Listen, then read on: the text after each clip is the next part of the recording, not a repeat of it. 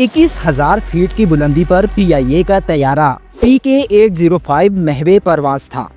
उसे कराची एयरपोर्ट पर उतरना था, लेकिन उसे हुक्म मिल चुका था कि वो पाकिस्तान में नहीं, पाकिस्तान से बाहर किसी और मुल्क में लैंड करे।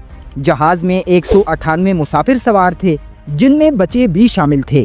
फ्यूल कम होने की वजह से खौफ व हरास का आलम बना हुआ था। जहाज में army chief general Parvez Musharraf मौजूद थे। जमीन पर PTV में एक बार फिर जनरल मुशर्रफ की बरतरफी की खबर चल चुकी थी और दूसरी बार चलने से पहले फौज PTV में दाखिल हो चुकी थी। 10 साल बाद एक बार फिर पाकिस्तान फौजी बगावत के दहाने पर खड़ा था।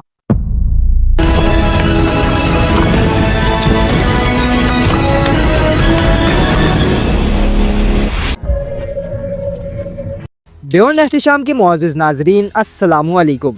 हिस्ट्री ऑफ पाकिस्तान की एक और नई एपिसोड में खुशामदीद। नाज़रीन, 10 अक्टूबर 1999 को नवाज शरीफ लाहौर में अपनी रिहाइशगाह जाती उमरा में मौजूद थे। उन्होंने अपने सेक्रेटरी ब्रिगेडियर जावेद इकबाल को बुलाया और करीब आने पर कहा कि वो अपना मोबाइल फ़ोन बंद कर दें। उसी दौरान वज़ीर-ए-आज़म नवाज शरीफ ने भी अपना मोबाइल फ़ोन ऑफ कर दिया। दोनों फ़ोन एक मुलाजिम के हवाले किए गए, जो उसे लेकर चला गया। अब लॉन में सिर्फ नवाज शरीफ और उनके मिलिट्री सेक्रेटरी मौजूद थे।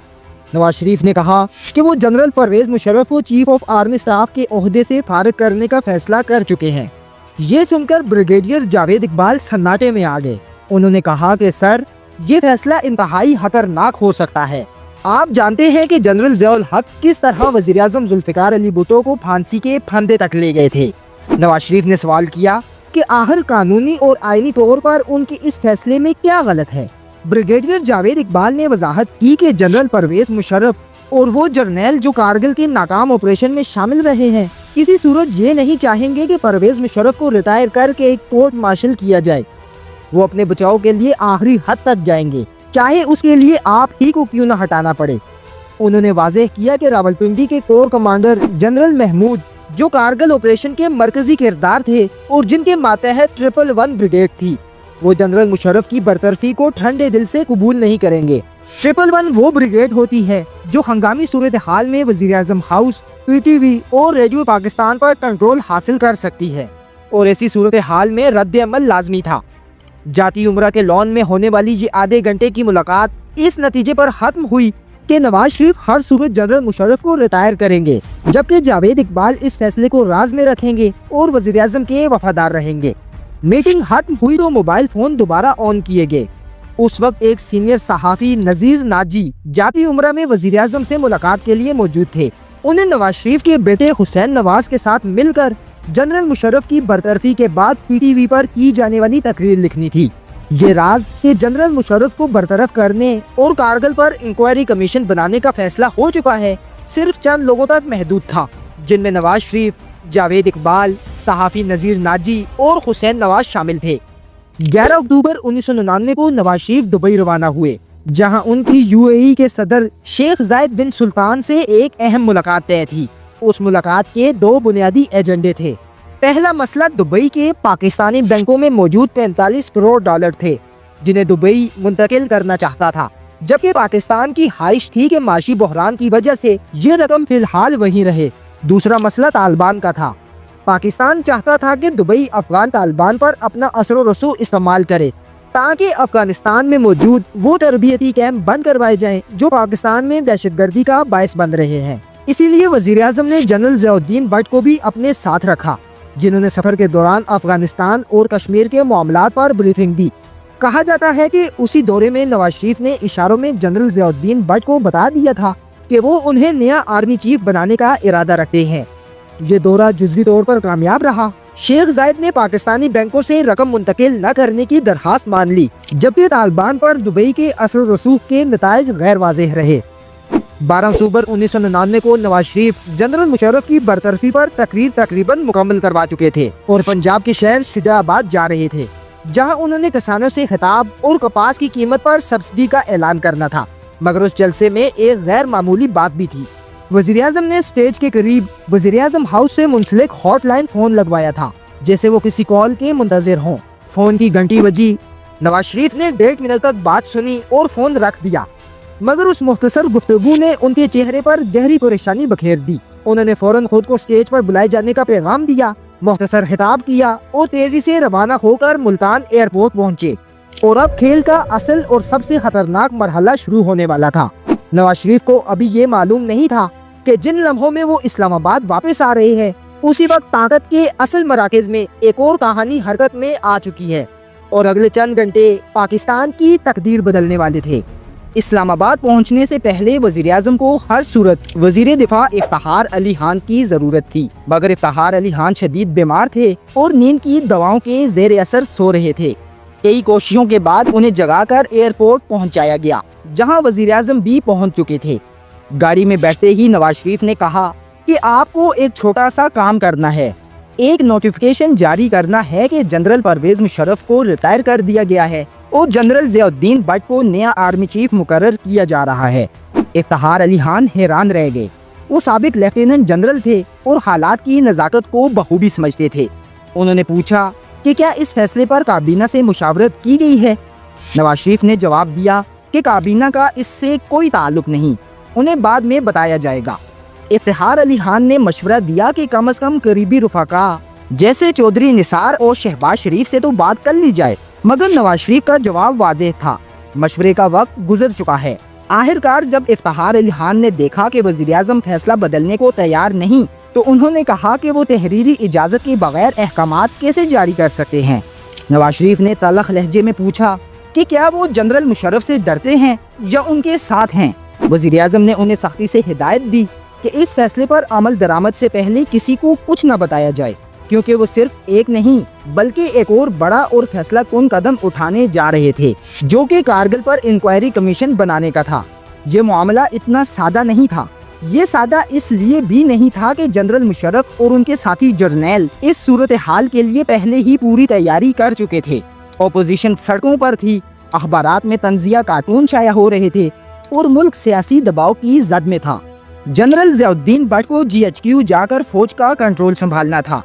فون کالز ہوئیں، پوسٹنگ آرڈرز جاری کیے گئے، مگر رابطے ممکن نہ ہو سکے۔ اسی دوران پاکستان ٹیلی ویژن پر جنرل مشرف کی برطرفی کی خبر نشر کر دی گئی، مگر کچھ ہی دیر بعد 111 بریگیڈ کے افسران اسلحے کے ساتھ PTV میں داخل ہو گئے اور نشریات دوسری بار چلنے سے پہلے رکوا دی گئیں۔ نواز شریف اب یہ بات سمجھ چکے تھے کہ اگر جنرل مشرف کراچی پہنچ گئے اور 111 بریگیڈ تک رسائی حاصل کر لی تو ان کی حکومت کو بچانا ناممکن ہو جائے گا۔ چنانچہ وزیر اعظم نے سول ایویشن کو ہدایت دی کہ جنرل مشرف کے طیارے کو کراچی میں لینڈ نہ کرنے دیا جائے۔ جنرل پرویز مشرف سری لنکا سے کراچی آ رہے تھے۔ PIA کی فلائٹ 805 فضا میں تھی۔ طیارے میں بیٹھے جنرل پرویز مشرف کو اس وقت تک علم نہیں تھا کہ نیچے وزیر اعظم ہاؤس اور PTV کے اندر کیا کچھ ہو چکا ہے۔ کراچی کنٹرول روم کی جانب سے لینڈنگ سے انکار پر پائلٹ نے مسافروں اور جنرل مشرف کو صورتحال سے آگاہ کیا۔ جہاز تقریباً 30 منٹ تک فضا میں گردش کرتا رہا، ایندھن تیزی سے کم ہو رہا تھا اور مسافر خوف کے عالم میں کلمہ طیبہ کا ورد کر رہے تھے۔ اسی دوران جنرل مشرف خود کاکپٹ میں پہنچے اور کنٹرول روم میں رابطہ کر کے بتایا کہ وہ پاکستان کے آرمی چیف ہیں اور جہاز کو لینڈ کرنے سے کیوں روکا جا رہا ہے۔ جواب ملا کہ یہ حکومت کا حکم ہے، جہاز پاکستان میں لینڈ نہیں کیا جا سکتا، چاہے تو اسے بھارت لے جائے یا کسی اور ملک۔ مشرف نے جواب دیا کہ اس جہاز میں صرف وہ اکیلے نہیں بلکہ 200 کے قریب مسافر بھی سوار ہیں، ایندھن ختم ہونے کے قریب ہے اور انسانی جانوں کو شدید خطرہ لاحق ہے۔ کچھ لمحوں کی خاموشی کے بعد کنٹرول روم سے پیغام آیا کہ حکومت نے فیصلہ کر لیا ہے، جہاز بھارت کی طرف موڑ دیا جائے اور گجرات یا احمد آباد میں لینڈ کر لیا جائے۔ ناظرین، یہ وہی جنرل مشرف تھے جنہوں نے کچھ ہی عرصہ قبل کارگل کے محاذ پر بھارت کو شدید نقصان پہنچایا تھا، اور اب پاکستان کی حکومت خود اپنے آرمی چیف سے کہہ رہی تھی کہ وہ اپنا طیارہ دشمن ملک میں اتار دے۔ اس وقت گجرات کے وزیر اعظم نریندر مودی تھے۔ یہ سن کر مشرف سکتے میں آ گئے، مگر خود کو سنبھالتے ہوئے پائلٹ کو حکم دیا کہ جہاز نواب شاہ کی طرف موڑ دیا جائے۔ نواب شاہ کے قریب پہنچنے پر وہاں سے بھی لینڈنگ کی اجازت نہ دی گئی۔ پائلٹ کے مطابق جہاز میں صرف 50 منٹ کا ایندھن باقی رہ گیا تھا اور مسافروں کو اپنی موت صاف نظر آ رہی تھی۔ مشرف نے پائلٹ کو حکم دیا کہ جہاز کراچی کی طرف موڑ دیا جائے اور اجازت کے بغیر لینڈ کروا دیا جائے، مگر حکومت وقت نے کراچی ایئرپورٹ کی تمام لائٹس بند کر دی تھیں۔ پائلٹ نے واضح کیا کہ بغیر روشنی کے لینڈنگ ایک خودکشی کے مترادف ہوگی۔ اس موقع پر جنرل مشرف نے کنٹرول روم سے آخری بار رابطہ کیا اور مطالبہ کیا کہ فوجی قیادت یا ملٹری پولیس کو فوری طور پر صورتحال سے آگاہ کیا جائے۔ این اسی لمحے پاک فوج کی اعلیٰ قیادت نے عملی قدم اٹھایا۔ لیفٹیننٹ جنرل مظفر عثمانی نے کراچی ایئرپورٹ کا کنٹرول سنبھال لیا، رن وے اور ایئرپورٹ کی تمام لائٹس آن کروائیں اور پائلٹ کو لینڈنگ کی اجازت دے دی۔ پائلٹ ثروت حسین نے جہاز کو بحفاظت کراچی ایئرپورٹ پر اتار لیا۔ ناظرین، اسی دوران ملٹری پولیس نے DGISI general Zia Uddin but کو ان کے گھر میں نظر بند کر دیا تاکہ کمانڈ کی تبدیلی روکی جا سکے۔ جنرل پرویز مشرف جہاز سے باہر آئے، مسافروں کو بحفاظت لاؤنج تک پہنچایا اور وہیں ایئرپورٹ پر کھڑے ہو کر ملک میں ایمرجنسی نافذ کرنے، نواز شریف کو قید کرنے اور ان کی حکومت کو برطرف کرنے کا اعلان کر دیا۔ یہ پورا واقعہ جنرل پرویز مشرف نے بعد میں خود بیان کیا۔ اب سوال یہاں پر یہ آتا ہے کہ کیا کسی ملک کی آرمی چیف کے طیارے کو اسی کے اپنے ملک میں لینڈ کرنے سے روکنا غداری نہیں؟ کیا 158 مسافروں کی جان خطرے میں ڈالنا اقدام قتل کے زمرے میں نہیں آتا؟ اور کیا ایک فوجی سربراہ کے جہاز کو زبردستی دشمن ملک میں اتارنے کا حکم دینا ریاست سے وفاداری کے خلاف نہیں؟ بعد ازاں اس وقت کے چیف جسٹس سعید الزمان صدیقی نے جنرل پرویز مشرف کے اقتدار پر قبضہ کرنے کو قانونی جواز دیتے ہوئے 3 سال کی مہلت دی، اور یوں پرویز مشرف بیک وقت چیف آف آرمی سٹاف اور صدر پاکستان بن گئے۔ اس موقع پر مشرف غلط تھے یا نواز شریف؟ کمنٹ باکس میں اپنی رائے سے ضرور آگاہ کریں۔ ویڈیو پسند آنے کی صورت میں ویڈیو کو لائک اور چینل کو سبسکرائب لازمی کریں اور بیل آئیکن بھی دبا دیجیے گا تاکہ اس طرح کی ہر نئی ویڈیو آپ تک بآسانی پہنچ سکے۔ ملتے ہیں انشاءاللہ اگلی قسط میں۔ اللہ حافظ، فی امان اللہ۔